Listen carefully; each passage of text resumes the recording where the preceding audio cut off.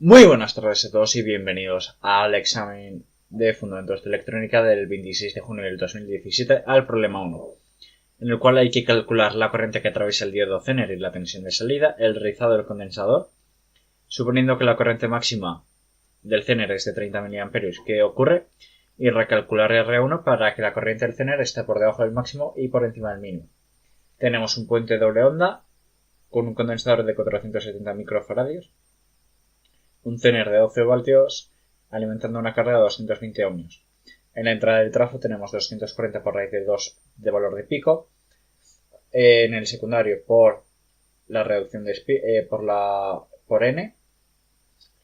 La salida del trafo quitamos 2 por 0,6 de los diodos, que nos quedamos con 20 voltios. Como 20 voltios es mayor que 12 voltios, podemos suponer que el Zener está activo, por tanto la tensión de salida son 12 voltios, que es la tensión del Zener. La corriente del Zener es VC menos VZ entre 25, que es R1, menos VZ entre 220. R1 es 25, sí.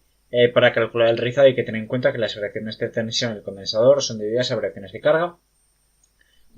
Incremento de tensión por el condensador es el incremento de carga y la variación de carga es igual al producto de la intensidad que cede por el tiempo que la espacio dividiendo, es decir, incremento de carga es IR1 por T medios. Para una frecuencia de 50 Hz, la mitad del periodo son 10 milisegundos. Además, estamos suponiendo que el condensador se carga instantáneamente y, por tanto, se descarga directamente durante el semiperiodo. Durante todo el semiperiodo, la corriente de R1, es decir, la resistencia del Zener, es la tensión C de pico menos la tensión del Zener entre R1. En el cual estamos suponiendo el peor caso en el cual es mayor corriente, lo cual provocará la mayor descarga posible del condensador. El incremento de tensión es 1 entre C por tensión del condensador de pico menos VZ entre R1 por T medios, que nos sale 6,8 voltios.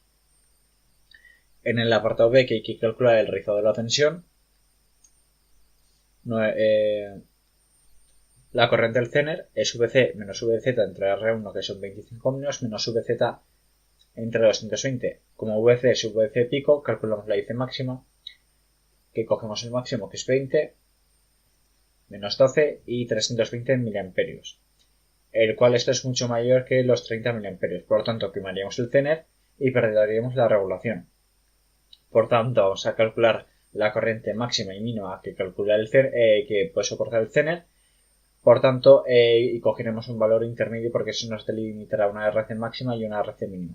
Con la corriente máxima tensión menos la tensión del Zener entre R1 menos VZ entre 220, y por la IC mínima, tensión de pico menos el rizado menos VZ entre R1 menos VZ entre 220, en el cual, cogiendo la condición de IC máxima, R1 tiene que ser mayor que 95, y con la condición de IC mínima ha de ser inferior o igual que 134,5. Por tanto, cogemos una R1 de este intervalo, que es, por ejemplo, 100 ohmios.